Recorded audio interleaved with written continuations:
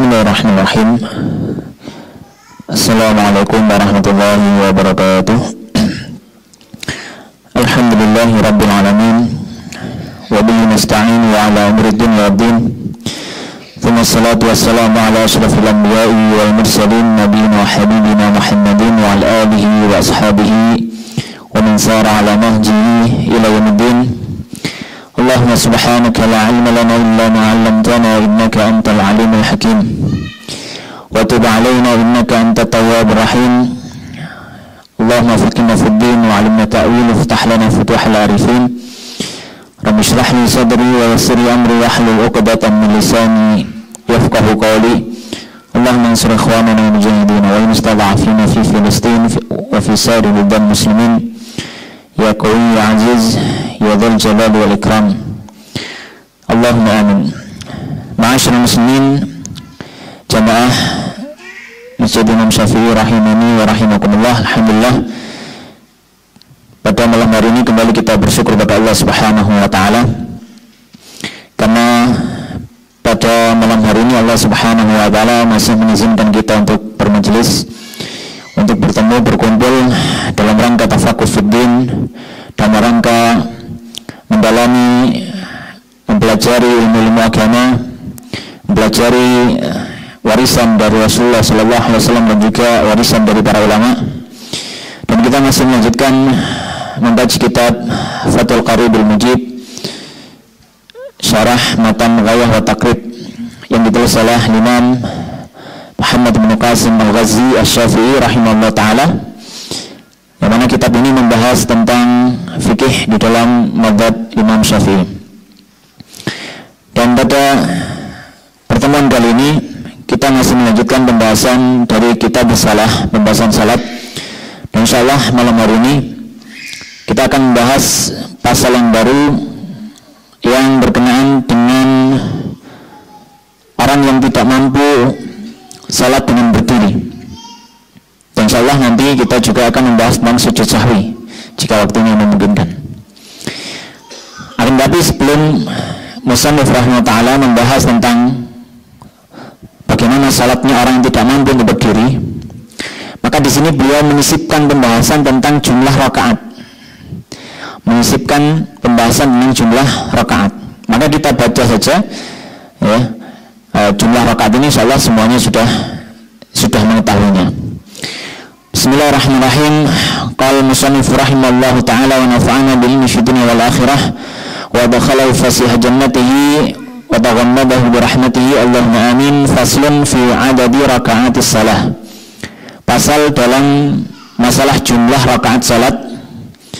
Ya, untuk pembahasan rakaat salat ini, maka semua kita sudah tahu selama kita menjalankannya dari apa yang akan beliau bahas yang berkenaan dengan salat 5 waktu. Maka kita hanya akan membacanya saja, ya. Tidak perlu ada penjelasan yang di dalam. Maka beliau mengatakan qala wa raka'atul faraidi, dan jumlah rakaat salat fardu yaitu salat 5 waktu, ai fi kulli yawmin wa lailatin, yaitu di setiap sehari semalam dalam satu hari, fi salatil hadari, bagi salat orang yang tidak safar, orang yang mukim, illa yaumal jum'ati, kecuali hari Jumat, sab'ata asyara raka'atan, ada 17 rakaat. Nah, kita tahu semua 2 rakaat subuh, 4 rakaat zuhur, 4 rakaat asar, 3 rakaat maghrib, dan maka ini ketika jumlahnya 17 rakaat. Dan beliau tadi memberikan catatan fi salatil hadar, untuk salat yang bukan safar. Karena kalau salat yang safar maka nanti qashar, maka jumlahnya beda lagi. Dan kecuali hari Jumat, karena hari Jumat untuk waktu zuhurnya salatnya hanya 2 rakaat. Oleh karenanya setelah itu beliau mengatakan amma yaumul jumu'ati, adapun hari Jumat, fa'adadu raka'atil faraid, maka jumlah rakaat dari salat fardu fi yaumiha, pada waktu siang harinya atau di hari Jumat itu, khamsata asyara raka'atan, maka hanya 15 rakaat. Kenapa? Karena zuhurnya, waktu zuhur itu jumlahnya hanya 2 rakaat saja, maka 17 dikurangi 2 rakaat tinggal 15 di hari Jumat. Wa anna adadu rakaati salati safar, adapun jumlah rakaat salat orang yang safar, ya, fi kulli yaumin, setiap harinya, lil qasir, bagi orang yang mengqasar, fa ihda asyrata rakaatan, maka hanya 11 rakaat. Ya, maka hanya 11 rakaat. Ya, karena 2 rakaat subuh, 2 rakaat zuhur, 2 rakaat asar, 3 rakaat maghrib dan 2 rakaat isya. Ya. Kemudian beliau mengatakan qala wa qauluhu, dan ucapan penulis yaitu matan takrib Imam Abu Syuja, fiha arba'un wa thalathuna sajdah, di dalam jumlah rakaat salat ini ada 34 sujud, wa arba'un wa tis'una takbirah, dan ada 94 kali takbir, wa tis'u tasyahudati, dan 9 kali tasyahud, wa asyru taslimat, dan ada 10 kali salam dalam sehari ya maksudnya, wa mi'atun wa thalathun wa khamsuna tasbihah, dan ada 153 kali kita bertasbih. Maka bayangkan di dalam salat ada ibadah yang luar biasa. Ya, ada ibadah yang luar biasa. Ada sujud kita. Ya, dalam sehari kita itu sujud paling tidak berapa? 34 kali. Kita bersujud kepada Allah Subhanahu wa taala. Makanya salat adalah ibadah yang sangat-sangat mulia. Di dalamnya tergabung ibadah secara tubuh kita, lisan kita, hati kita. Semua fisik kita digunakan untuk beribadah di dalam salat. Ya, maka ini keistimewaan salat. Wa jumlatul arkani fi shalah, dan keseluruhan rukun di dalam salat, mi'atun wa sittatun wa isruna ruknan, ada 126 rukun. Fi subhi 30 ruknan, dalam salat subuh ada 30 rukun. Wa fil maghribi itsnan wa arba'una ruknan, salat maghrib ada 42 rukun. Wa fil rubaiyati, dan untuk salat yang 4 rakaat yaitu zuhur, asar, maghrib, zuhur, asar dan isya, arba'atun wa khamsuna ruknan, ada 54 rukun. Ila akhiri zahirin, ila akhirihi, hingga akhir apa yang disampaikan oleh penulis, zahirun ghaniyun an syarhi, maka ini sudah jelas gamblang, tidak perlu kita perjelas. Dan maka pembahasan berikutnya beliau akan membahas sesuatu yang di sini perlu kita berikan penjelasan, yaitu apa? Tentang bagaimana orang yang tidak mampu untuk berdiri ketika dia sholat. Kita tahu di pembahasan awal dulu, di antara salah satu rukun sholat adalah berdiri. Salah satu rukun sholat adalah berdiri. Ya. Maka di sini beliau akan membahas kalau musannif rahimallahu taala, wa man ajaza wa man ajaza 'anil qiyami fil fardhah, dan siapa yang tidak mampu berdiri dalam salat fardu. Maka di sini beliau memberikan beberapa catatan. Yang pertama, tidak mampu. Catatannya tidak mampu. Maka tidak termasuk kalau itu mampu. Maka orang yang mampu, hukum asalnya tidak boleh salat wajib terus kok sambil duduk, maka tidak boleh, tidak sah bahkan.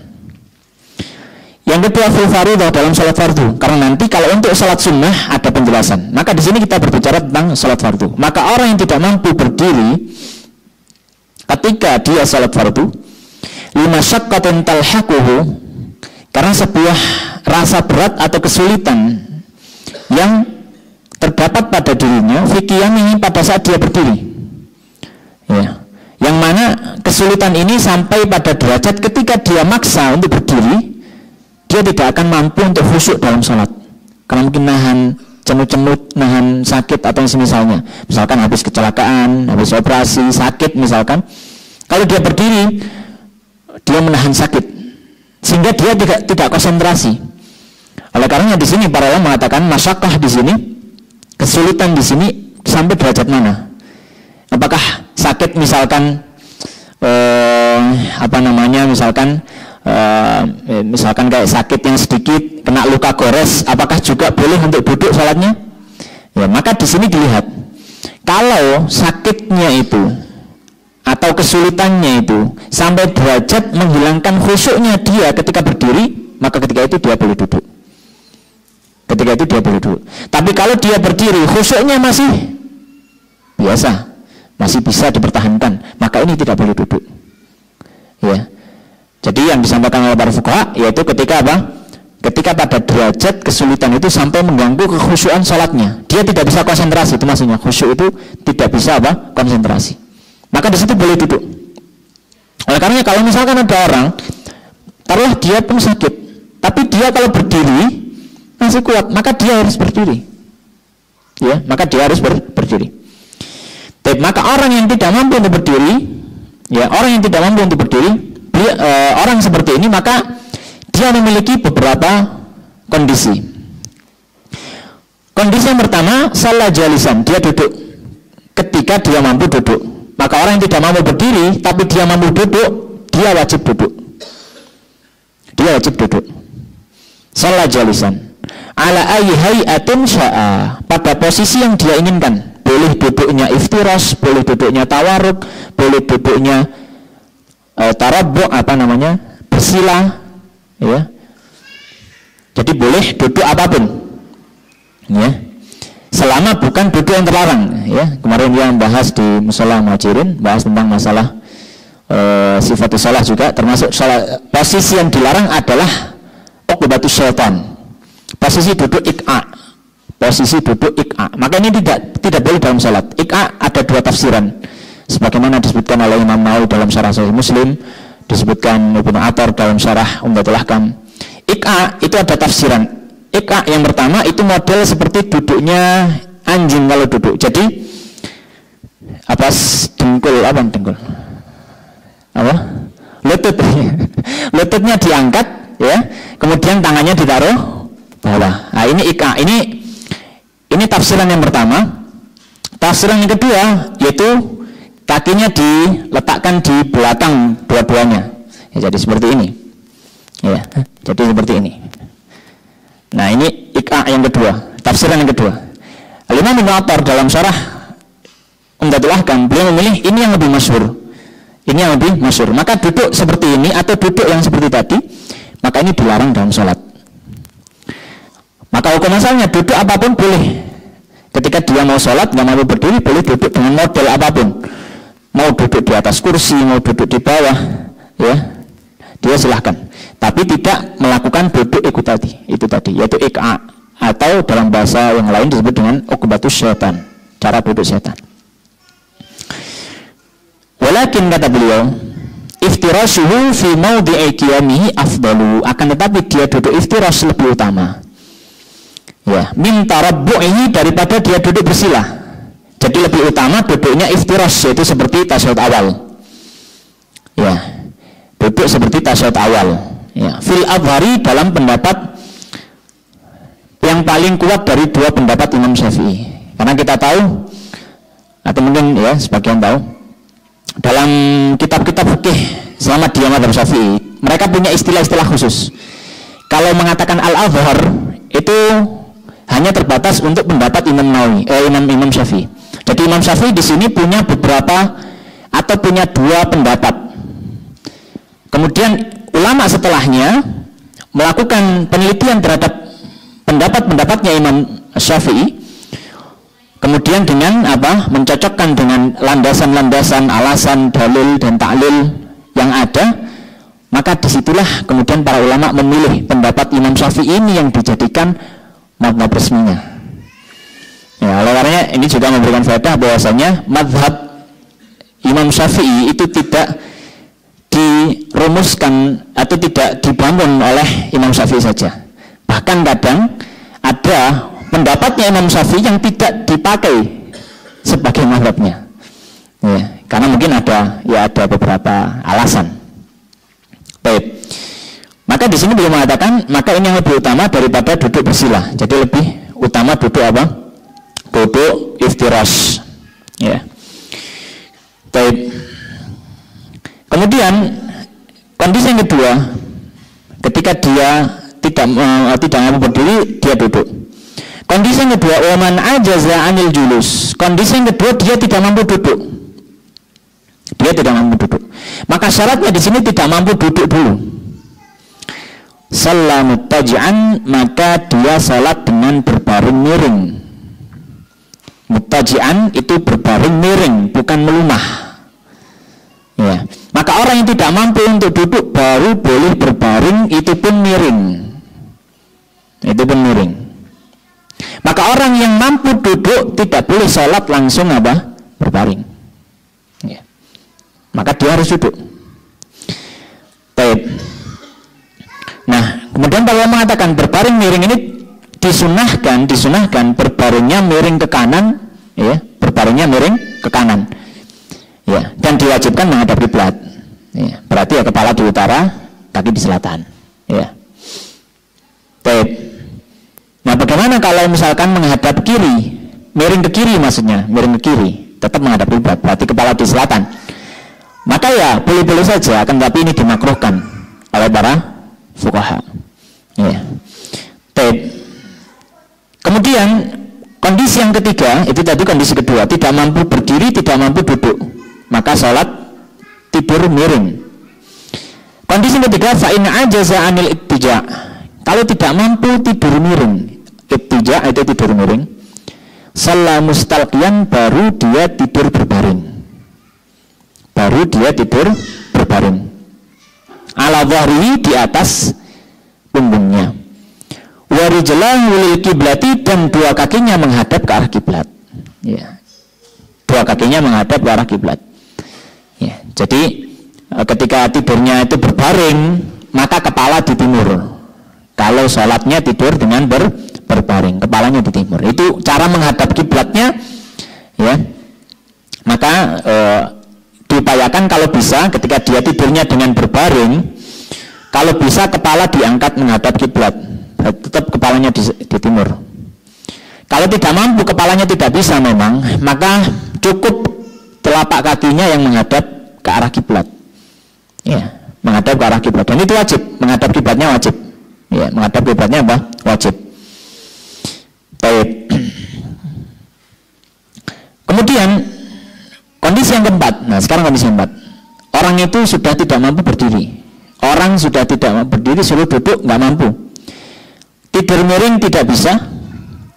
Tidur berbaring melemah, ya, juga tidak mampu. Tidak mampu bergerak, maksudnya sudah lumpuh misalkan. Taruhlah dia apa? Lumpuh. Seluruh tubuhnya lumpuh total. Maka beliau mengatakan, fa in ajaza an dzalika kullihi, jika tidak mampu melakukan semuanya, tidak mampu berdiri, duduk, tidur miring kanan atau ya miring, kemudian tidur berbaring, au ma'a bitarfi, maka dia mengisyaratkan dengan kedua matanya. Ya, bayangkan, orang sudah nggak bisa gerak apa-apa, yang cuma gerak hanya matanya saja, masih wajib sholat. Terus gimana? Ya, maka kalau tidak mampu bergerak sama sekali tubuhnya, maka berisyarat. Ya, ketika ketika dia rukuk, maka pandangannya diarahkan ke bawah. Kemudian kalau berdiri, dia mengarahkan ke atas. Kemudian kalau sujud, ke bawah lagi. Ya, kemudian kalau duduk agak, ya, seperti itu. Ya, seperti itu. Ya, tentu dengan membaca ya, tentu dengan membaca. Baik. Wa nawa bil qalbihi, dan dia berniat dengan hatinya, ya, dan bukan hanya berniat, juga membaca apa yang wajib dibaca. Misalkan Al-Fatihah, dia sudah nggak bisa ngomong lagi, tapi hatinya masih bisa, maka dia membaca Al-Fatihah dalam hatinya. Ya. Wa yajibu alaihi istiqbaluha biwajhihi, dan ketika sudah posisi semacam itu, sudah nggak bisa apa-apa gitu ya, apakah habis itu nggak perlu ngadep kiblat? Enggak, dia tetap ngadep kiblat. Jadi meskipun cuma bisa berisyarat dengan pandangan, tetap apa? Diupayakan kepalanya agak ke atas sehingga dia menghadap kiblat. Lain dia mengatakan wa yajibu alaihi istiqbaluha biwajhihi, dan wajib menghadap kiblat dengan wajahnya. Bi wad'i syai'in tahta ra'sihi, dengan meletakkan sesuatu di atas kepala. Misalkan kalau kursi rumah sakit ranjang rumah sakit kan ada yang bisa diangkat. Nah, itu pakai itu. Atau misalkan nggak ada kursi tempat berbaringnya, nggak ada alat seperti itu, maka dia tambahi bantal. Yang penting apa? Wajahnya bisa melihat ke arah barat kalau di Indonesia ya. Baik. Kemudian dia mengatakan wa yumi'u bi ra'sihi fi ruku'ihi wa sujudihi, dan dia berisyarat dengan kepala ketika rukuk dan sujud, itu kalau mampu menggerakkan kepala ya. Jadi kalau tadi yang menggunakan pandangan itu, kalau sudah tidak mampu berisyarat dengan kepala. Kalau mampu berisyarat dengan kepala, maka dia berisyarat dengan kepala. Jadi ketika rukuk ya, dia tundukkan. Kemudian balik lagi. Kemudian ketika sujud juga tundukkan, dan seterusnya. Baik. Kemudian, nah kalau tidak mampu dengan kepala juga tidak mampu ya tadi, ya, maka dengan apa? Dengan pandangannya. Makanya beliau mengatakan fa in ajaza 'anil ima bi ra'sihi aw ma'a bi ajfani. Kalau tidak bisa berisyarat dengan kepala, dia berisyarat dengan pandangannya. Ya. Baik. Sekarang kondisi yang terakhir, kondisi yang kelima. Orang sudah tidak mampu untuk berisyarat bahkan dengan pandangannya. Ya, dia masih sadar dia masih sadar. Tapi sudah tidak mampu untuk berisyarat dengan pandangannya. Misalkan dia sudah kayak capek gitu, ditutup saja. Tapi dia nggak pingsan, dia masih mengetahui umpamanya ada orang, cuma ya kayak ditutup gitu saja. Maka kata beliau apa? Fa in ajaza 'anil ima, kalau dia bahkan tidak bisa menggunakan isyaratnya, ajra arkanas salati ala qalbihi, dia menghadirkan rukun salat di dalam hatinya. Dia salat dalam hati. Dia salat dalam hati. Jadi dibayangkan di dalam hatinya. Ya. Dan beliau mengatakan wala yatrukuha madama aqluhu sabitan, dan haram hukumnya meninggalkan salat selama akalnya masih ada. Selama dia bukan pingsan loh ya. Selama dia bukan pingsan, haram meninggalkan salat. Tidak boleh. Sebegitu pentingnya salat. Ya, sebegitu pentingnya apa? Salat. Nah sayangnya banyak dari kaum muslimin ini seger waras tapi malah apa? Nggak pernah sholat. Ini sayang sekali gitu ya. Harusnya sadar kaum muslim itu. Para ulama khususnya para fuqaha ketika membahas fikih sholat itu luar biasa. Bab paling panjang kalau dalam kitab fikih itu ya sholat. Sebegitu upayanya mereka untuk menghadirkan ya fikih sholat selengkap-lengkapnya, tapi kaum muslimin malah apa? Meremehkan. Nah, ini yang penting kita sampaikan pada mungkin orang-orang yang masih meremehkan sholatnya. Ya. Tidak selainnya bagi seorang muslim meremehkan sholatnya. Bahkan bahwa mengatakan selama akalnya masih ada, dia nggak bisa gerak, bahkan nggak bisa gerakkan mata, tetap masih apa? Wajib sholat. Ya, misalkan dia buta, kemudian dia lumpuh, ya gimana lagi? Gimana memberi sholat dengan matanya? Dia buta. Ya. Tapi meskipun begitu apa? Wajib sholat. Ya. Dalilnya apa? Dalilnya adalah hadis yang masyhur dari Imran bin Husain. Beliau bertanya kepada Nabi SAW tentang sholat ketika dia terkena penyakit basir, penyakit basir. Maka Nabi mengatakan sholli qa'iman, sholat berdiri. Fa in lam tastati' fa qa'idan, kalau tidak mampu, syaratnya tidak mampu dulu, maka baru duduk. Fa in lam tastati' fa 'ala jambin, kalau tidak mampu baru di atas bagian samping tubuh. Nah, ini kadang sebagian orang yang sakit tidak paham ini. Sebenarnya dia masih bisa dengan miring, tapi langsung berbaring. Maka tidak diperbolehkan berbaring ketika dia bisa miring. Harus miring dulu. Ya, harus miring dulu. Karena memang itu urutan yang disebutkan oleh Nabi SAW. Kemudian juga diantaranya dari yang lain adalah sabda Nabi SAW, fa idza amartukum bi syai'in fa'tu minhu mastata'tum. Ketika aku perintahkan kalian sesuatu, maka kerjakan semampu kalian. Dalam ayat disebutkan fattaqullaha mastata'tum. Bertakwalah kepada Allah sesuai kemampuan kalian.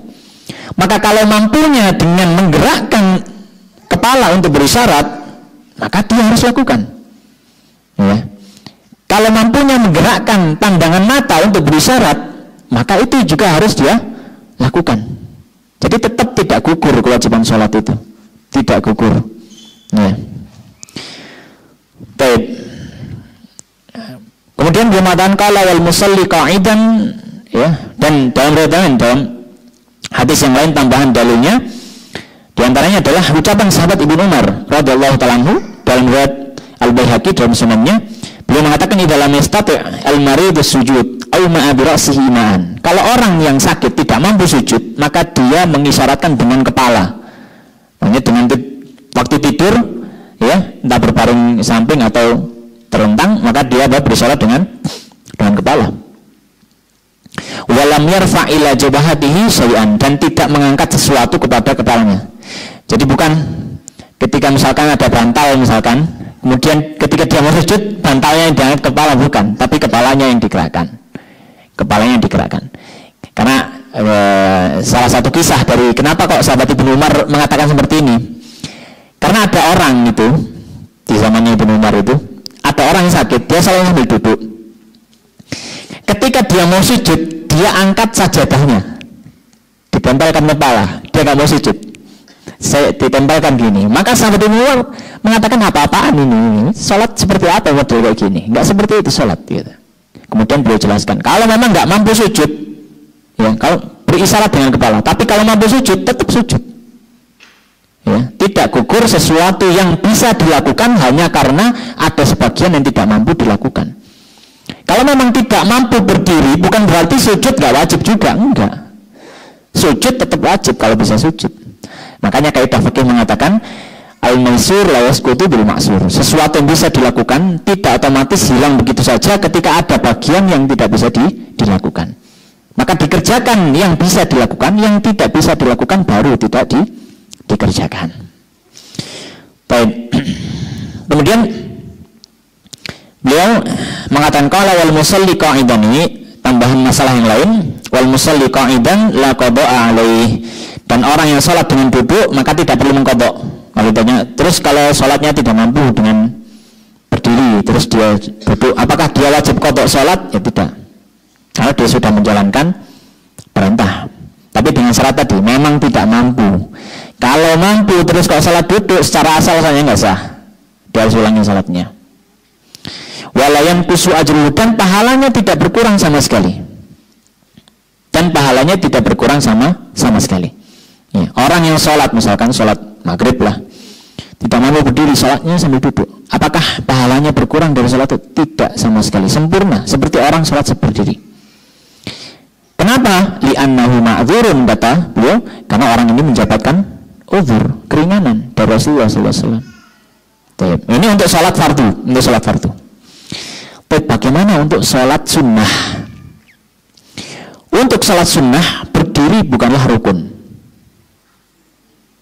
Untuk sholat sunnah berdiri bukanlah rukun. Dalam artian apa? Kalau orang sholat sunnah sambil duduk padahal mampu berdiri, sholatnya sah. Terawih gitu ya. Di sini kan namanya setengah juz nih. Ya, oleh setengah jam atau nopo gemeter gitu ya. Duduklah 2 rakaat, berikutnya duduk. Apakah boleh? Boleh saja.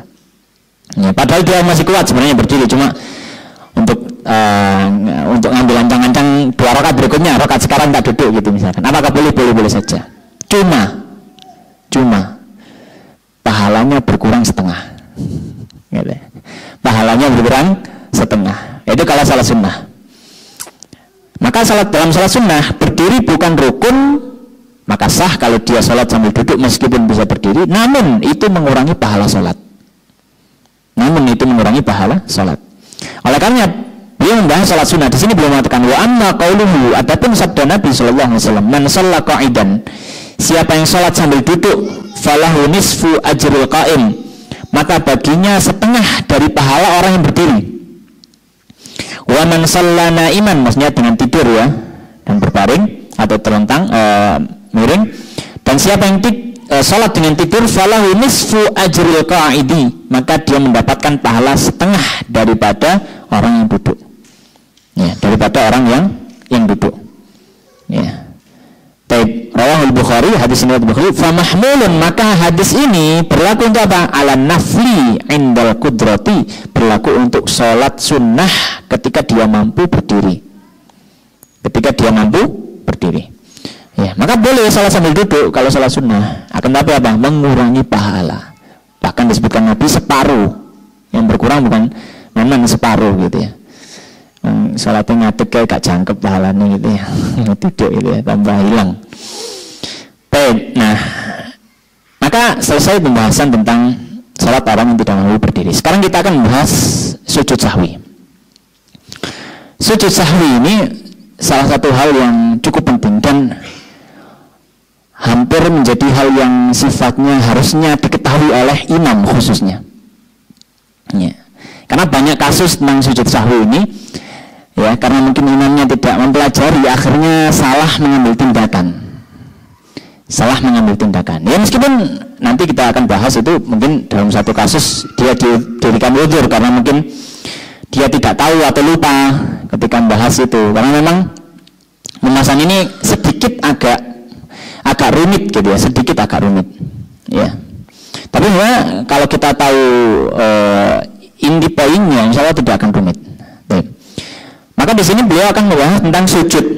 Maka sujud sahwi ini, ya sujud sahwi ini, paling tidak kita akan membahas beberapa bahasan. Bahasan yang pertama kita akan membahas tentang sebab.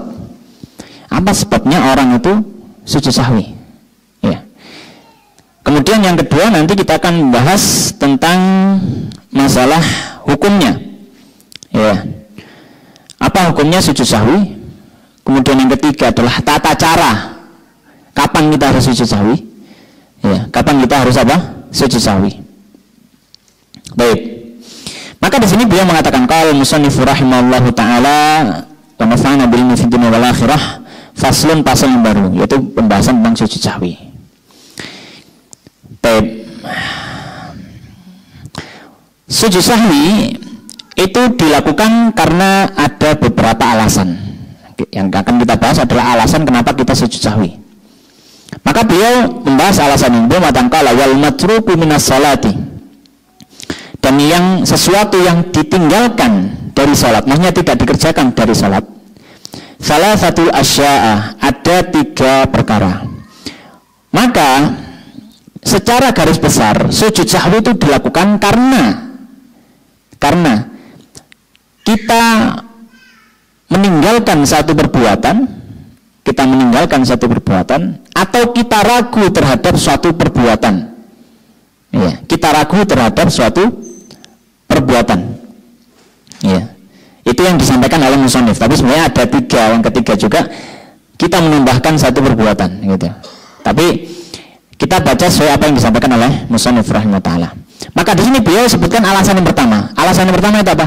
Yaitu ketika kita meninggalkan sesuatu di dalam sholat, maka sesuatu yang kita tinggalkan atau tidak kita kerjakan ini ada yang menyebabkan sujud sahwi dan ada yang tidak menyebabkan sujud sahwi. Itu yang perlu kita ketahui. Jadi di sini sebab yang pertama karena meninggalkan sesuatu. Nah, meninggalkan sesuatu ini ada yang membuat orang sujud sahwi, ada yang tidak membuat orang sujud sahwi. Maka beliau menyampaikan yang ditinggalkan dari orang yang sholat bisa jadi yang pertama fardun, orang tidak melakukan fardu sholat, wa yusamma birukni adzan, atau rukun. Maka kemungkinan yang pertama orang yang tidak melakukan sesuatu itu berupa rukun sholat. Kondisi yang kedua adalah sunnatun,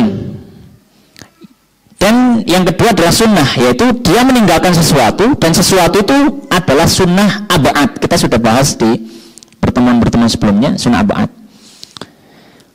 Ya. Kemudian yang ketiga ya hayatun, sesuatu yang kita tinggalkan itu adalah sunnah hayat. Maka di sini ada 3 kemungkinan yang kita tinggalkan atau tidak kita kerjakan dalam sholat. Bisa jadi yang kita tidak lakukan itu adalah rukun, bisa jadi dia adalah sunnah ab'ad, bisa jadi dia sunnah hayat. Taib. Wahuna, dan keduanya sunnah dan sunnah ab'ad dan sunnah hayat ini ma'adal fardu, yaitu yang berarti bukan fardu, bukan rukun. Ya, bukan rukun. Wa bayyana al-musannifu thalathah fi qawlihi, dan penulis di sini menjelaskan 3 hal tersebut. Maka beliau mengatakan, maka untuk kondisi yang pertama, dari sebab pertama itu meninggalkan sesuatu. Kondisi yang pertama, orang meninggalkan rukun. Orang meninggalkan rukun. Maka beliau mengatakan fal fardu, maka kalau yang ditinggalkan rukun, la yanubu anhu sujudus sahwi, sujud sahwi tidak bisa menggantikan fardu. Sujud sahwi tidak bisa menggantikan fardu. Ya. Akan tapi bagaimana beliau mengatakan bal? Akan tapi in zakarahu, jika dia ingat dia meninggalkan ay al fardhu, rukun, ya. Wa huwa fi salati, dan dia masih dalam salat, atabi dia harus melakukan fardu tersebut. Ya, dia harus melakukan fardu tersebut. Jadi kondisi yang pertama adalah dia meninggalkan satu rukun salat. Kalau orang meninggalkan satu rukun salat, maka rukun salat itu tidak bisa ditinggalkan begitu saja. terus nanti sujud sahwi selesai. Enggak. Sujud sahwi tidak menggantikan rukun. Sujud sahwi tidak bisa menggantikan rukun, maka rukun harus dikerjakan. Kalau misalkan yang ditinggalkan rukun, maka dia harus kerjakan rukun itu. Kalau dia masih di dalam sholat, maka dia kerjakan. Ya, maka dia kerjakan. Dan dikerjakannya tergantung dalam kondisinya, posisinya. Jika dia belum sampai kepada rukun yang sama yang ditinggalkan di rakaat berikutnya, maka dia harus ngulang muter. Misalkan gini, orang yang takbiratul ihram, ya, kemudian ruku, ya, kemudian dia i'tidal, kemudian dia sujud, kemudian langsung ngadeg berdiri. Berarti dia meninggalkan sujud dan duduk di antara dua sujud. Ingatnya ketika berdiri, tadi saya sujudnya cuma berapa? Sekali. Maka nggak boleh, sudah lanjut saja. Dia lanjut rakaat kedua, lanjut kedua, kemudian sujud sahwi. Apakah cukup? Tidak. Batal sholatnya kalau seperti itu. Terus gimana? Dia harus kembali sujud. Nambahi sujud. Karena sujudnya kurang satu, maka dia balik lagi. Sujud, ya. Kemudian bukan sujud ya, tapi duduk di antara dua sujud ya. Duduk di antara dua sujud, kemudian sujud, kemudian balik berdiri. Kembali lagi. Itu kalau belum sampai kepada rukun yang sama di rakaat berikutnya. Kalau sudah sampai pada rukun yang sama di rakaat berikutnya, dianggap rakaat yang tidak ada rukunnya, salah satu rukunnya hilang, dianggap itu rakaat yang mulghah. Rakaatnya nggak dianggap. Maka nanti dia nambahi sendiri satu rakaat. Iya. Maka misalkan dia meninggalkan sujud itu tadi, ya, duduk di antara dua sujud dan sujud yang kedua dia tinggalkan. Di rakaat kedua dia seperti itu, ya. Kemudian ketika sudah duduk di antara dua sujud, dia baru ingat, ya, tadi di rakaat pertama saya sujudnya cuma sekali. Sekarang dia sudah melewati posisi sujud di rakaat kedua. Maka bagaimana? Apakah dia mengulang gimana caranya? Maka enggak. Itu dianggap jadi rakaat pertama dia. Rakaat pertama yang tadi dianggap tidak sah. Maka dia lanjut. Maka itu rakaat pertama. Maka nggak perlu tasyahud awal. Kalau misalkan salatnya 4 rakaat. Ya, maka dia lanjut saja. Sudah lanjut. Rakaat pertama sudah dianggap apa? Tidak dianggap. Maka itu menjadi rakaat pertamanya dia. Yang awalnya itu rakaat kedua dan begitu seterusnya. Itu kalau ingatnya di dalam sholat. Kalau kan dia mengatakan wa fi shalah atabihi, kalau dia dalam sholat maka dia kerjakan itu. Wa tammat sholatuhu, dan sempurna sholatnya. Sudah. Ya. Set, kalau misalkan dia meninggalkan rukun. Terus dia sudah kerjakan rukun itu. Tapi di akhir dia nggak sujud sahwi. Gimana? Maka nanti kembali pada hukum sujud sahwi. Hukum sujud sahwi itu sunnah ya. Kita sampaikan di sini awalan.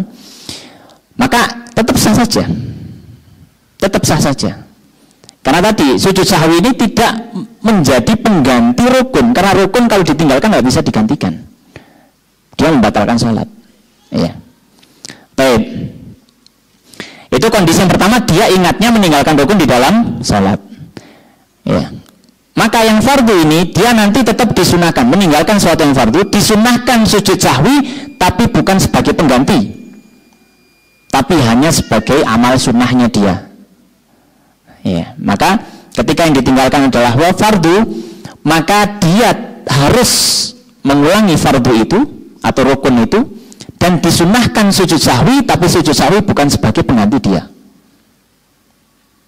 Bukan sebagai pengganti dia, tapi sebagai amaliyah sunnah, amaliyah yang sifatnya sunnah, sehingga kalau dia pun tidak sujud sahwi, salatnya sah. Ya. Baik, itu kalau ingatnya di dalam sholat. Bagaimana kalau setelah sholat? Kalau setelah sholat? Maka beliau mengatakan qala au dzakarahu ba'da salam, atau dia baru ingat ketika selesai salam, sudah salam baru ingat, ya tadi saya di rakaat terakhir itu sujudnya cuma sekali. Habis sujud terus langsung tasyahud akhir. Ya, misalkan wazamanu qaribun, dan waktunya, jangka waktunya pendek. Jadi dia habis sholat beberapa menit, ya 1-2 menit, ingat tuh, saya tadi sujudnya kok cuma sekali, rakaat terakhir, kata beliau. Mana? Atabihi, maka dia mengulanginya. Mengulangi apa? Mengulangi rukunnya. Dia datang ke rukunnya, ya. Wabana alaihi, dan dia melanjutkan amaliyah setelah rukun yang ditinggalkan itu. Jadi dianggap amaliyah setelah rukun yang ditinggalkan itu seperti tidak sah, tidak ada. Tapi amaliyah sebelum rukun itu ditinggalkan semuanya dianggap sah. Jadi misalkan dia tadi lupa, ketika sholat dia sujud sekali di rakaat ketiga misalkan, dia di rakaat ketiga, ya, maka dia takbiratul ihram dengan berdiri Allahu Akbar, kemudian dia turun untuk, karena sujudnya sudah, untuk duduk, ya, duduk di antara dua sujud, kemudian dia sujud, kemudian dia naik untuk rakaat keempat, karena rakaat keempat nggak dianggap sah. Kalau apa? Rakaat ketiganya sudah hilang. Jadi amaliyah setelah hilangnya rukun dianggap tidak sah, ya. Setelah itu kemudian nanti sujud sahwi, disunahkan, sifatnya disunahkan sujud sahwi. Nah, beliau mengatakan atabihi wa bana alaihi. Ma baqiya minas salati, apa yang tersisa dari salat itu, maksudnya apa yang tersisa dari setelah rukun yang ditinggalkan. Ya. Wa sajada li sahwi, dan dia sujud sahwi. Tapi sujud sahwi ini sifatnya apa? Sebagai sunnah untuk dirinya. Ya, sebagai sunnah untuk dirinya. Ini kalau yang ditinggalkan adalah apa? Fardu. Maka kalau yang ditinggalkan fardu, maka harus dia ulangi fardu itu, atau dia harus kerjakan fardu itu. Kalau tidak, maka sujud sahwi tidak bisa menggantikan. Sujud sahwi tidak bisa menggantikan. Dalilnya apa? Karena Nabi SAW di hadisnya Dzul Yadain, ketika Nabi SAW ditanya oleh Dzul Yadain, ya Rasulullah, salatnya ini engkau qasar atau engkau lupa? Ya, karena Nabi SAW yang harusnya salat 4 rakaat, salatnya cuma 2 rakaat. Ada banyak rukun yang berarti Nabi tinggalkan, ya kan? Ya, yang pertama ya, yang dari awal, yang paling awal ya sejak sudah di dua rakaat rukun, di 2 rakaat itu beliau tinggalkan semua berarti. Apa yang beliau lakukan? Apakah Nabi setelah itu mengulang salat dari awal? Tidak. Ya, beliau tambahi 2 rakaat, kemudian sujud sahwi dan salam. Ya. Dengan syarat apa? Wazamanu qarib, jangka waktunya pendek. Jangka waktunya apa? Pendek. Kalau jangka waktunya sudah jauh, setengah jam baru ingat misalkan, setengah jam baru ingat, maka sholatnya dianggap batal, dianggap tidak sah. Dia ulangi dari awal. Yaitu kalau jangka waktunya apa? Sudah panjang. Dan dia mengatakan bahwa sunnatun, dan sujud sahwi ketika meninggalkan rukun sholat itu sifatnya amaliyah sunnah, bukan pengganti. Kama sayati, sebagaimana akan datang penjelasannya. Lakin, ya, anda tarki ma'murin bihi, ya, ketika dia meninggalkan sesuatu yang diperintahkan fi sholati, dalam sholat, au fi'lin manhiin anhu fiha, ya, atau melakukan sesuatu yang terlarang dari sholat tersebut, ya. Maka intinya bahwasanya ketika yang ditinggalkan itu adalah rukun, maka dia harus kerjakan rukunnya, dan disunahkan untuk sujud sahwi sebagai amaliyah sunnah, bukan pengganti yang ditinggalkan. Kita masih di pembahasan ketika orang meninggalkan fardu sholat atau rukun sholat. Yang sudah kita bahas ini hanya berlaku untuk orang yang sholat sendiri dan imam. Makmum punya hukum sendiri, ya. Makmum punya hukum sendiri, ya. Ya, kalau memang dibagankan itu memang bercabang gitu ya. Baik. Kalau makmum gimana? Ketika makmum pribadi ya meninggalkan rukunnya, misalkan gini, misalkan imamnya sholat sempurna, sholatnya imam itu, jadi ya gak ada masalah sholatnya imam. Tapi si makmum ini dia rukuknya cuma sekali saja. Misalkan imam rukuk, kok rukuknya sekali, sujudnya sekali. Misalkan imam sujud, dia ikut sujud, ya. Imam duduk di antara 2 sujud, dia tetap sujud. Imam sujud kedua, dia tetap sujud. Imam bangkit, baru dia kedengeran, ya, Allahu Akbar, kemudian dia nggak kerasa langsung ikut berdiri. Maka imamnya sholatnya nggak meninggalkan apa-apa. Tapi si makmum Si makmum itu lupa rukun sholat, yaitu dia tidak duduk di antara dua sujud dan sujud kedua. Nah ini bagaimana kalau makmum kasusnya seperti ini? Apakah dia ketika ingat waktu berdiri, apakah dia kembali ya meninggalkan imamnya gitu, atau gimana? Maka para ulama mengatakan kalau dia sebagai seorang makmum, maka dia tetap mengikuti imam. Dia tetap mengikuti imam. Nah, terus rakaat yang nggak ada rukunnya tadi gimana? Nanti setelah imamnya salam, dia nambahi satu rakaat sebagai pengganti rakaat yang tidak ada rukunnya. Dia menambahi satu rakaat dari rakaat yang tidak ada rukunnya. Ya. Tapi pertanyaannya, kenapa kok dia hanya mengganti satu rakaat, tidak rakaat berikutnya? Kan tadi kalau dia imam atau munfarid, dia kan dianggap rakaat atau amali yang setelah rukun yang ditinggalkan itu dianggap nggak ada gitu. Tapi ini makmum, kenapa kok dia cukup gantikan satu rakaat saja? Amaliyah setelahnya kok dianggap tetap sah? Maka makmum kondisinya berbeda, karena makmum mengikat sholatnya dengan imam. Selama imam sholatnya sah, sholat dia sah. Maka tidak ada masalah rakaat berikutnya. Tidak ada masalah rakaat apa berikutnya. Tapi secara pribadi rakaat dia yang tidak ada rukunnya itu bermasalah, maka dia hanya mengganti apa? Satu rakaat itu saja. Ya, mengganti apa? Satu. Maka dia nambahin nanti berdiri kemudian tasyahud akhir setelah itu. Ya. Baik. Itu untuk meninggalkan fardu. Sekarang bagaimana kalau kondisi apa? Kondisi yang kedua, ya, kondisi yang kedua yang dia tinggalkan adalah sunnah ab'ad. Sunnah ab'ad. Nah, sunnah ab'ad ini yang disepakati oleh selain mazhab Syafi'i juga adalah tasawuf awal. Dalam artian sunnah ab'ad istilahnya mazhab Syafi'i, kalau istilahnya sunnah ab'ad. Kalau dalam istilah lain ada mengistilahkan wajib. Dalam artian wajib ini kalau dia ditinggalkan, dia bisa diganti dengan sujud sahwi. Diganti dengan sujud sahwi. Ya. Ala kulli hal, ya, kalau mazhab Syafi'i nambahi satu. Apa itu? Kunut. Ya. Kunut subuh atau kunut witir. Ya. Kunut witir dalam mazhab Syafi'i dia masuk sunnah ab'ad. Witir waktu tarawih tapi ya, khusus tarawih. Seperti dapat separuh maka witir. Witir itu kunutnya witir dalam salat tarawih di separuh dari bulan Ramadan itu dalam mazhab Syafi'i hukumnya sunnah ab'ad. Kalau ditinggalkan disunahkan sujud sahwi. Ya. Tapi aku lihat di sini belum mengatakan kondisi yang kedua sunnah tuh, dan bagaimana kalau ditinggalkan adalah sunnah. Maka beliau mengatakan intaraka hal musalli, jika orang yang salat meninggalkannya, ya, maka dia punya dua kondisi. Dia meninggalkan satu sunnah ab'ad, maka dia punya dua kondisi. Kondisi yang pertama, la ya'udu ilaiha ba'da talabbusi bil fardhi. Dia tidak boleh kembali kepada sunnah yang ditinggalkan tadi ketika dia sudah melakukan rukun setelahnya. Ya. Maka beliau memberikan gambarannya contohnya apa? Faman taraka tasyahudal awal, siapa yang tidak tasyahud awal, dia nggak tasyahud awal, rakaat kedua langsung bangkit berdiri ke rakaat ketiga. Masalan ya, contohnya. Fa dzakarahu ba'da tidalihi mustawiyan. Kemudian dia baru ingat harusnya tasyahud awal ketika dia sudah berdiri tegak. Berdiri tegak. La ya'udu ilaihi, tidak boleh dia kembali duduk.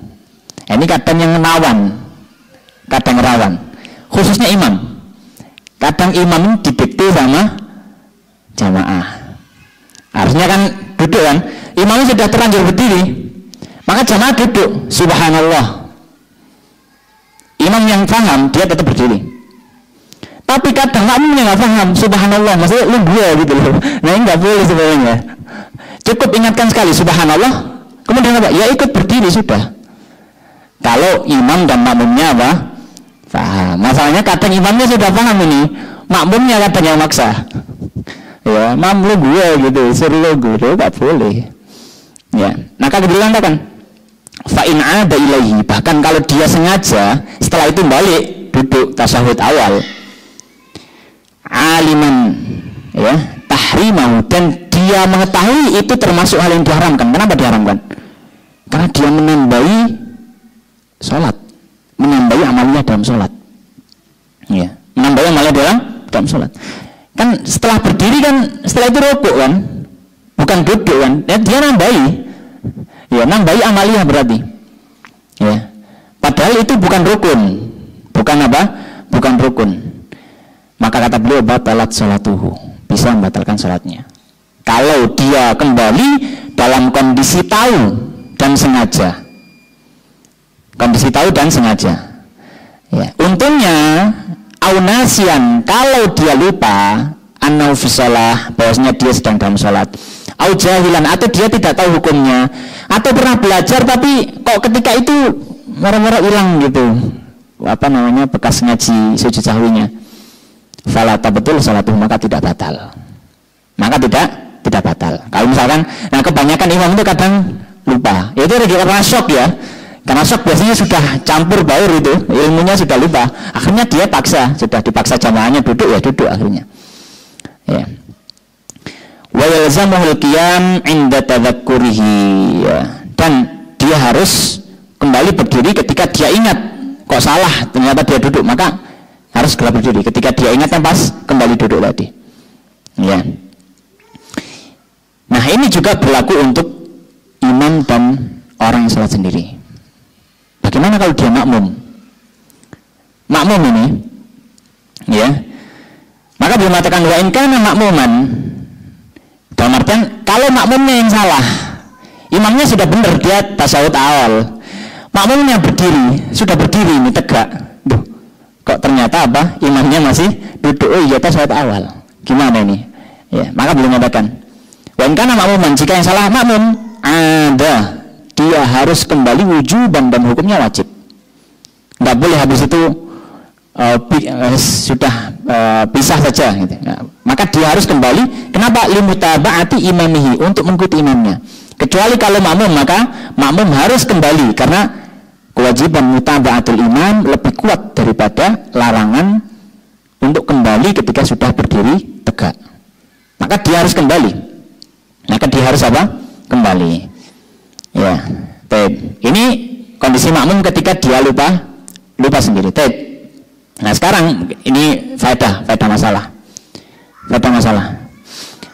Taruhlah kita ini imam yang kita ini makmum yang sudah paham masalah sujud sahwi ini. Imamnya belum paham.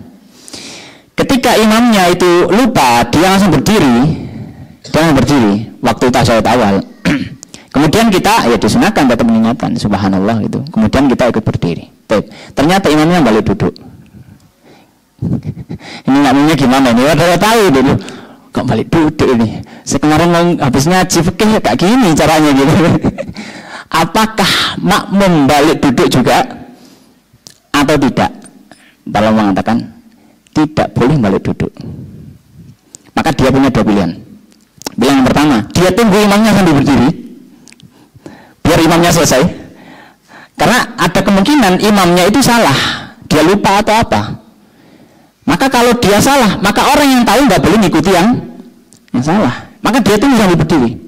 Atau pilihan kedua, dia niat mufarokoh, dia niat misah, sudah. Kalau gitu saya lanjutkan sholat saya sendiri, itu boleh juga. Ya, maka silahkan dipilih. Maka makmum tidak boleh kembali. Karena ketika makmum juga ikut kembali, kemungkinan cuma dua. Kemungkinan yang pertama imamnya itu salah dan imamnya nggak tahu, sedangkan makmumnya tahu. Maka makmum yang tahu, orang yang tahu tidak boleh mengikuti kesalahan orang. Nah, ini juga nggak benar. Atau kemungkinan yang kedua, imamnya memang tahu, tapi dia sengaja balik, itu malah lebih parah. Maka imamnya memang secara asal sudah membatalkan sholatnya gitu. Maka tidak boleh balik. Maka pilihannya tadi, makmum apa? Pilihannya hanya berdiri untuk menunggu, atau dia niat mufarokoh dan dia lanjutkan sholatnya sendiri, tidak bergantung dengan imam lagi. Itu pilihan. Ya, baik. Kemudian, sekarang pertanyaannya, ketika dia meninggalkan sunnah hayat, sunnah ba'at, misalkan tasyahud tadi, maka beliau mengatakan lakinnahu yasjudu li sahwi anha. Ya, kan tapi dia disunahkan untuk sujud sahwi. Fi surati adamil audi au al-audi nasian. Baik ketika dia tidak kembali duduk karena dia ingat nggak boleh, atau dia memang kembali duduk karena memang lupa, maka dia tetap disunahkan sujud sahwi. Disunahkan sujud. Dan sujud sahwi ini sebagai penggantinya. Jadi sujud sahwi itu bisa menjadi pengganti untuk sunnah, bukan untuk rukun. Makanya nanti kenapa alasannya, kenapa sujud sahwi hukumnya sunnah. Karena dia sebagai pengganti sunnah, bukan pengganti rukun. Rukun harus dikerjakan. Dalilnya ya hadisnya dilihatin. Baik. Kemudian beliau mengatakan kalau ya, wa aradal musannifu bi sunnati huna al-ab'ad as-sittah. Dan maksudnya sunnah di sini adalah sunnah ab'ad. Ya, kita sudah bahas panjang lebar di pembahasan sebelum-sebelumnya. Wahya yaitu tasyahudul awal wa qu'uduhu, tasyahud awal duduknya, wal qunutu fi subhi wa fi akhir witri fi nisfi tsani, qunut subuh atau qunut witir di separuh yang kedua Ramadan, di bulan Ramadan, wal qiyamul qunut, berdiri qunut, wa salah ala nabi, salat untuk Nabi sallallahu fi tasyahudil awal, tasyahud awal, wa salati alal al, salat kepada keluarga Nabi fi tasyahudil akhir, di tasyahud akhir. Nah, ini adalah diantara sunnah-sunnah ab'ad. Tapi itu ada khilaf untuk qunut dan seterusnya. Tapi yang disepakati memang tasyahud awal itu disunahkan sejauh ya, dan dengan aturan yang kita sudah sampaikan. Nah sekarang yang ketiga yang ditinggalkan adalah wal hayat, sunnah hayat. Seperti apa? Zikir-zikir, tasbih, ya, takbir intikal, ini hayat. Kat tasbihat seperti tasbih wa nahwiyatis misalnya. Mimma la yujbaru bisujudi, ya, dari sesuatu yang memang tidak ada urusan dengan sujud sahwi, ya. La ya'udul musalli ilaiha ba'da tarkiha, maka dia tidak perlu kembali kepada yang ditinggalkan tadi ketika dia sunnah hayat. Wala yasjudu li sahwi anha, dan dia tidak perlu apa? Sujud sahwi. Misalkan lupa tadi ketika sujud enggak baca doa sujud, apakah dia perlu balik sujud kemudian baca doa? Enggak perlu. Apakah dia perlu sujud sahwi karena meninggalkan doa sujud? Tidak perlu. Ya. Kenapa? Karena dia adalah sunnah hayat. Dan sunnah hayat tidak diperbolehkan untuk kembali, dan tidak juga perlu apa? Sujud sahwi. Sawa'un tarakaha 'amdan aw sahwan, baik ditinggalkan secara sengaja atau tidak sengaja. Ya. Baik. Nah, ini alasan yang pertama yaitu meninggalkan sesuatu, dan itu ada 3 yang ditinggalkan: rukun, sunnah ab'ad atau sunnah hayat, dengan perincian tadi. Yang kedua yaitu ragu. Maka beliau mengatakan wa idza syakkal musalli fi adadi ma ata bihi min rakaat. Kalau orang itu ragu, orang salat ragu dalam jumlah rakaat yang dia kerjakan. Kaman syakka hal shalla thalathan aw arba'an, seperti dia ragu apakah dia salat 3 atau 4 rakaat. Bana 'alal yakin, maka dia melanjutkan sesuai keyakinannya, wa huwal aqallu, dan dia adalah hitungan paling rendah, hitungan paling kecil. Itu yang yakin. Katsalatsati fi hadzal misali, seperti 3 pada contoh ini, yaitu dia ragu 3 atau 4. Maka yang yakin ya jelas 3. Kan 4 itu datang sebagai bentuk keraguan. Angka atau nilai terkecil itulah yang yakin. Nilai tambahan itu keraguan. Wa ata bi rak'atin, dan dia nanti tetap menambahi dan dia menambahi apa? 1 rakaat, karena membangun sesuatu apa? Jumlah atau nilai terkecilnya. Ya, misalkan ragu ini rakaat kedua atau rakaat ketiga, ya, maka dianggap rakaat kedua. Ya, maka dia tambahi sesuai yang dibutuhkan. Wa ata bi rak'atin, dan dia tambahi 1 rakaat, yaitu rakaat keempatnya, karena tadi dia sesuaikan apa? 3 rakaat. Wa sajada li sahwi, dan dia sujud sahwi. Ya. Dan dia mengatakan kalau wala yanfa'u ghalabatu dhanni annahu shalla arba'an, dan tidak bermanfaat kalau dia ada prasangka kuat bahwasanya dia memang sholat 4 rakaat. Misalkan dia ada keraguan, kemudian setelah itu timbul prasangka kuat tapi tidak yakin, tapi sepertinya 4 gitu ya, maka ini tidak dianggap, ya, tidak. Selama memang bukan keyakinan bahwasanya yakin, oh ya saya yakin ini memang 4 kok, maka tetap diambil angka terkecil, angka terkecil.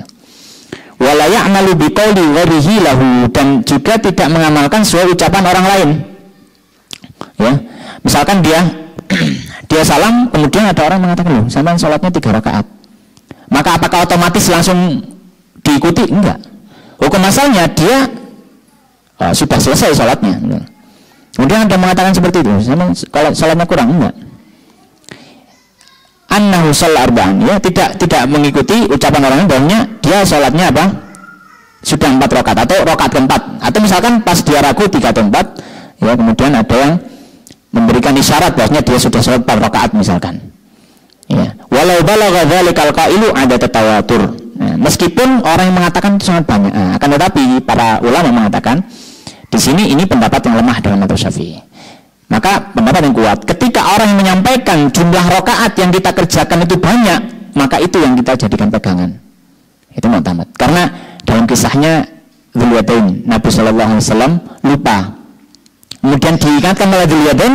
Setelah itu Nabi tanya kepada sahabat berjamaah, memang benar seperti yang dikatakan Dzuliyadain gitu. Tanya kepada jamaah. Semua jamaah mengatakan iya benar.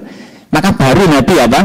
Mengikuti jumlah rakaat yang sesuai disampaikan oleh Dzuliyadain. Maka terakhir, pembahasan terakhir hukumnya, maka beliau mengatakan kalau wasujudu sahwi sunnatun kama sabaqa, dan sujud sahwi dalam mazhab Syafi'i hukumnya sunnah. Dalam artian sunnah apa? Ketika dia ditinggalkan, dia disunahkan sujud sahwi. Terus kok nggak sujud sahwi, salatnya nggak masalah. Soalnya tidak masalah. Wa mahalluhu qabla salam, dan posisinya sebelum salam secara mutlak. Kapanpun apapun alasannya sujud sahwi sebelum salam. 2 rakaat. Ya, 2 rakaat, 2 sujud, 2 kali sujud. Dan yang dibaca apa? Seperti membaca doa di dalam sholat. Seperti membaca doa di dalam sholat, doa sujud. Ya. Fa in sallama musalli 'amidan 'aliman bisahwi. Ya, maka kalau misalkan orang yang sholat salam sengaja dan dia tahu hukumnya tentang sunnahnya, dia tetap sunnah sujud sahwi. Al-nasian atau dia lupa. Dalam artian dia lupa harusnya sunnahnya tadi sujud sahwi tapi dia lupa nggak sujud sahwi. Wa talal faslu, dan sudah panjang jangka waktunya, sudah lama. Urfan, secara urf, ya, ini setengah jam baru ingat, tadi kan sunnahnya sujud sahwi. Fata mahalluhu, maka sudah lewat waktunya atau lewat tempatnya. Dalam artian tidak perlu dia sujud sahwi. Ya. Wa in qasura faslu, tapi kalau jangka waktunya pendek, urfan, secara urf, lam yafut, maka tidak terlewat waktu untuk sujud sahwi. Wa hina idzin falahu sujudu wa tarku, dan ketika dia ingat ketika itu jangka waktunya pendek, maka dia boleh kembali sujud dan meninggalkan. Kemudian misalkan habis salam dia beringat, ya tadi kan saya nggak tasyahud awal, nggak sujud sahwi, maka ketika habis salam assalamualaikum warahmatullahi, maka dia takbir lagi, Allahu Akbar, Allahu Akbar, Allahu Akbar, kemudian duduk, kemudian apa? Dia salam. Ya, jadi dia kembali ke sujud sahwi kalau apa jangka waktunya pendek. Tapi kalau jangka waktunya sudah lama, maka tidak perlu. Ya, dan itu tadi, itu berlaku kalau misalkan dia sunnah abad untuk yang ditinggalkan. Tapi kalau dia adalah rukun, dia harus dikerjakan. Demikian yang bisa kita bahas pada kesempatan malam hari ini. Semoga memberikan manfaat. Aku luka lihada wa astaghfirullah li wa lakum. Kita tutup dengan doa kafaratul majelis. Subhanakallahumma bihamdika, asyhadu an la ilaha illa anta, astaghfiruka wa atubu ilaik. Wa akhiru da'wana alhamdulillahirabbil alamin. Wassalamualaikum warahmatullahi wabarakatuh.